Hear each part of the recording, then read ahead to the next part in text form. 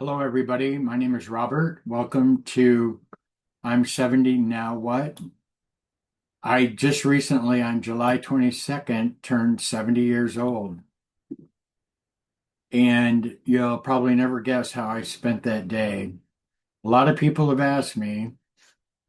What I did was I went down to the nursing home here in my little town in Michigan, and I have a brother there who has Alzheimer's.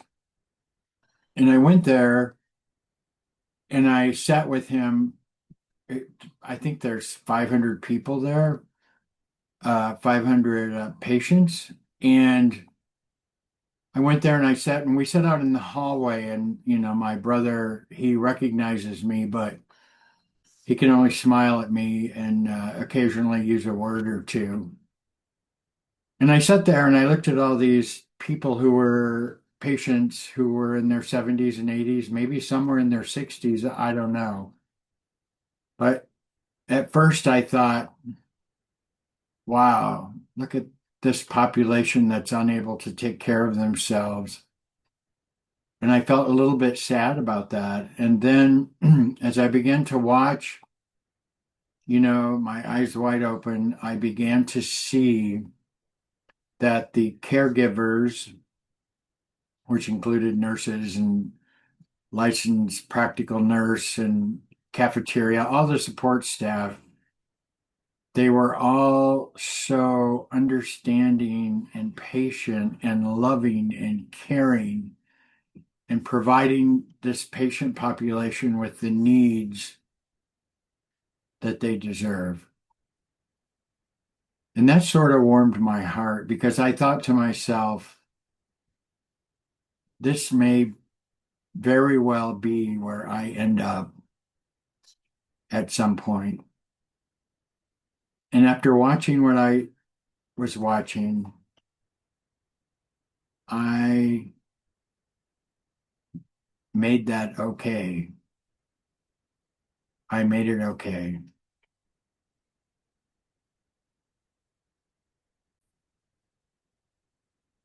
So this is the second video vlog. I'm not even sure of the right wordage that I've been making. And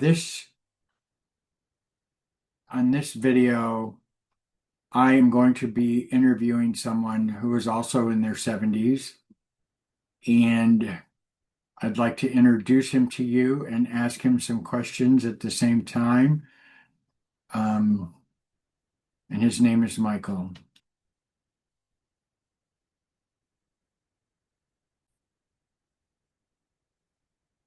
Welcome, Michael. I'd like for you to tell us your age and what you think about my putting together a community for 70-year-olds, if you wouldn't mind. So I would like to welcome Michael. And Michael, if you could introduce yourself and tell us how old you are, maybe your work history and what's going on with you. I'm Michael Grogan. I live in Pennsylvania. I'm 71. I'll be 72 in February. My work history, younger, when I was a lot younger, I was in telemarketing. I left that. I went to work in a lab. From the lab, I went to nursing school. I ended up working at a monastery, taking care of sick and dying priests for 17 years. And now I'm retired. And what do you think about my idea of reaching out to 70-year-olds and trying to create a community that we can voice our what's going on with us? Well, I think it's a really good idea. I think it's excellent because so many people who are 70 and older, or even 65 and older, you know, they they need to know that somebody cares, that you're out there for somebody instead of, like, sitting on the sofa all day long and watching TV and wondering what you're going to do tomorrow. Is it going to be the same tomorrow as it is today? I think people need to know that we're here. We're here. I will We ask you. are. We are. I will ask you if you. I shared with you what I did on my 70th birthday. Do you remember how you spent that day? And could you Oh, share I it with us? absolutely do. I spent it alone. That's how I spent my 70th birthday. But I made a cake. I made dinner. I didn't like candles and things like that, but that's what I did. If you could relive one of your happiest moments in your life, what was that moment and why? Oh, that is so weird. Every year when I was a little kid, okay, my grandmother would come and pick me up, and we would go in town, and she would do her Christmas shopping. And she would take me, we'd get on the bus, we'd get off the bus, we'd go and have lunch, and then we would go shopping. Then on when we're ready to come home, she would always buy me a special toy, something I wanted. But I didn't know I wanted it. She knew I wanted it. And oh my God, that was like every year. Every year. It was my grandmother played a big part in my life. So it was always special. And back then, okay, when my grandmother went shopping for Christmas, like you would go to the big stores, J.C. Penney's, Gimbel's, Sears and Roebuck, Wanamaker's, and you would buy your items and they would deliver them to your house. Like each store had delivery trucks, you know, it's not like Amazon, but they delivered your things like the day before Christmas. It was wonderful. So that's what I would like. Grandmas are super special, and I know my Ah, my grandma was super special. If I were to ask you, what are some of the more valuable lessons that you have learned in life? What would you say to me? I would say you need to be sober. And the reason I say that is because being drunk, being high on drugs, I never used drugs, but I did drink. You're cheating yourself. And you're cheating yourself out of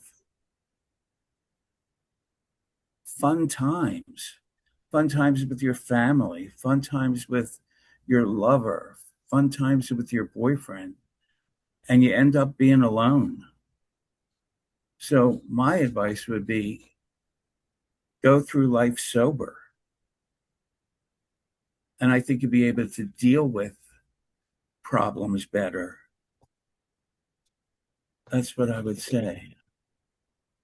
Yeah, there's something to be said for right-minded, being right-minded and making important decisions. So, what about would you say is the single most thing that you have noticed about yourself as you approached your 70s? For me, it was I started catching glimpses of myself in the mirror and going, wait a minute, what would it, as you approach 70 and turn 70, is there anything that stands out that you can share with us? Well, 70 really didn't bother me. It really didn't. I don't know why it didn't. It didn't bother me. Uh, 50 bothered me, you know. Um, but it is true. You go past the mirror and you look and you're like, oh whoa, who is that? Boy, what happened to you? I think you used to be cute, but and then different things that you never thought of, like your skin becomes thinner. If you cut yourself, and I'm not on any kind of blood thinner. But if you cut yourself, like, and it scabs over, like it stays there for a while, just doesn't go away, you know. And I had COVID. So since I had COVID, a lot has changed in my life, from being someone who was always on the ball, could go here, there, everywhere. COVID just shot the shit out of my lungs, and you know, things would go a little slower now. But 70 didn't bother me. 50 did. You should have did this 25 years ago. Well, thank you for that. I'm so sorry that you got COVID. What is the most important issue in your life at this very moment and why?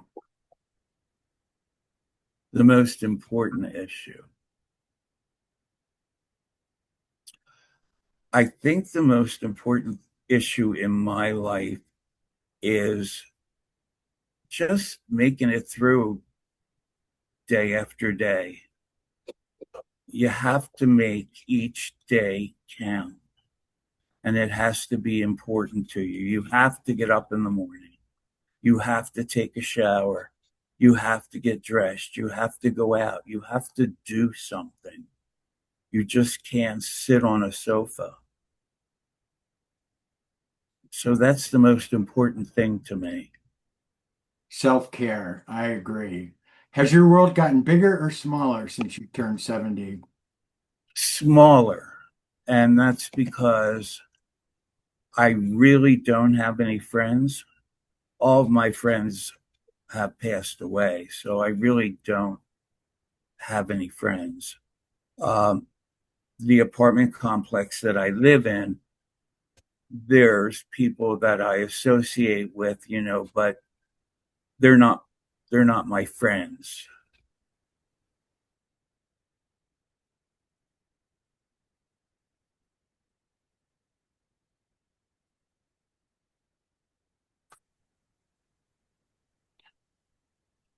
Hey, Michael, what do you tell me what you miss most about the past now that you're 71? I think I miss my friends and the closeness that we had. And God, you would call somebody on the phone, you could talk for an hour. Mm. Um, you can make plans to go out. Uh, I mean, I still do go out. Like last night, I went out and for pizza, but it was by myself, you know. So I think what I miss the most are my friends, and that's what I miss. And they died young, um, in their 60s, and I just shake my head and say, how did that happen? Where did they go?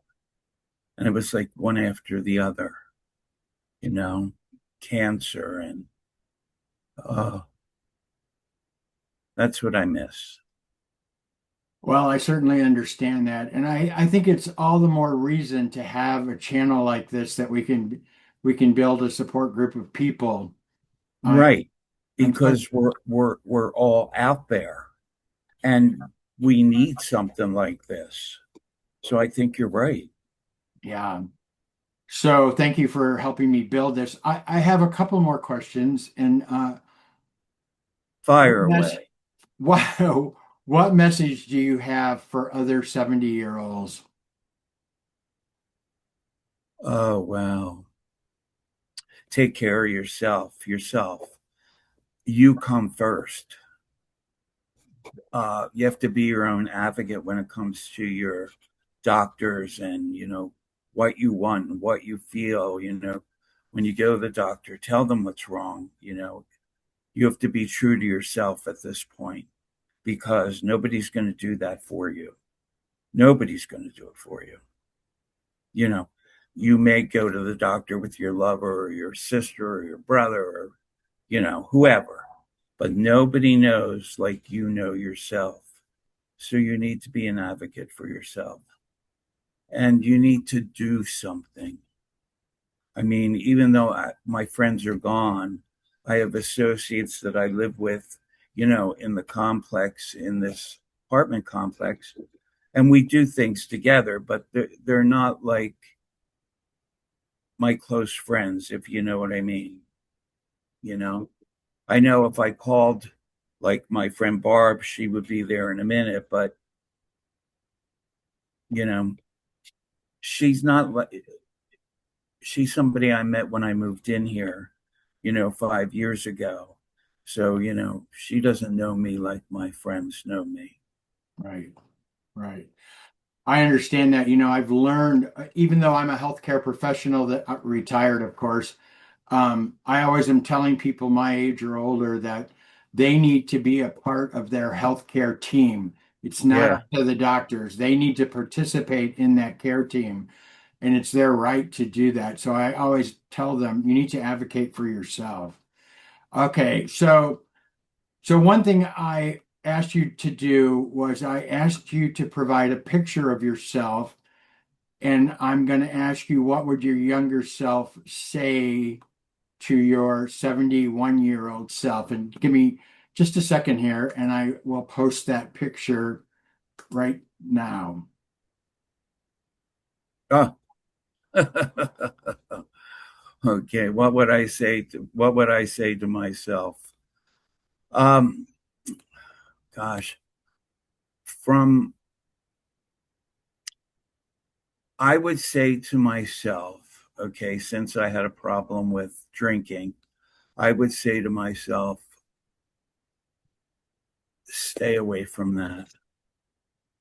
Um, because I really think that held held me back from so many opportunities, not only in the business world, but relationship wise.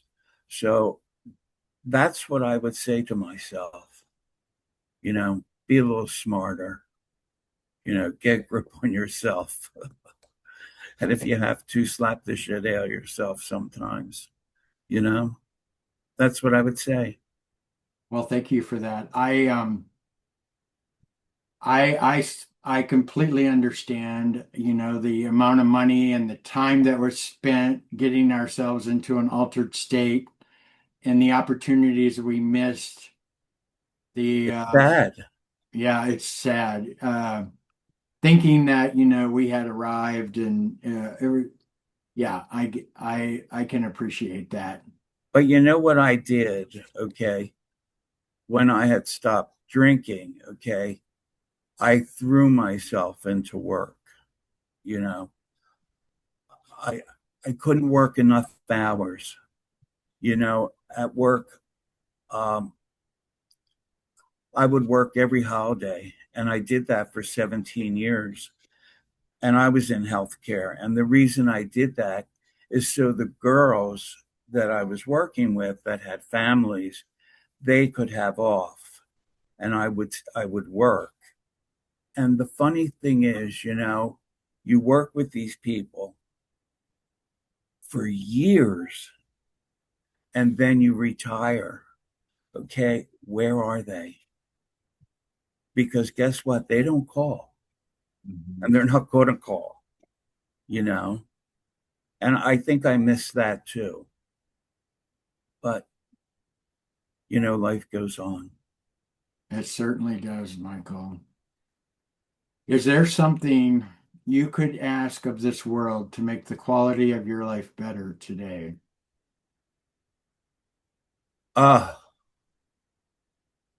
what would I ask of this world? I would ask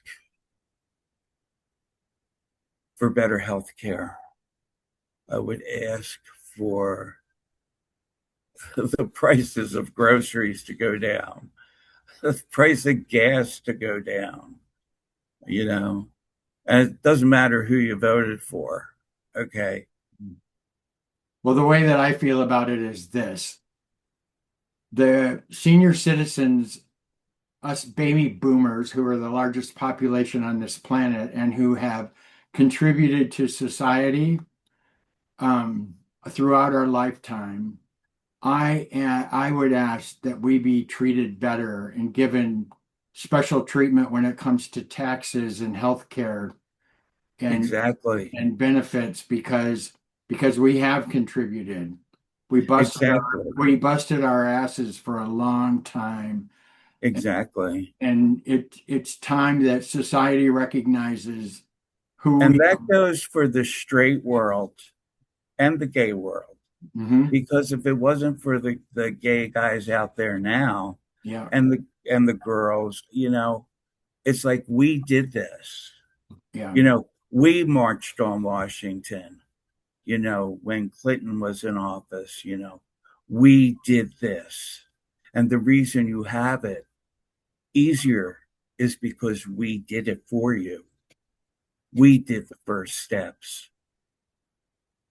We So fought. it's not only in the straight world, it's in the gay world too. Be nicer. Be nicer. Life is too short. You know, tell your friends you love them. You know, Absolutely. Absolutely. Tell your friends you love them. All right, Michael, listen, I thank you so much for being willing to participate in this and being the first person that I've interviewed. I'm so grateful to you, and I'm sure others will be grateful to you as well. And thank you very much from the bottom of my heart. you got a kid.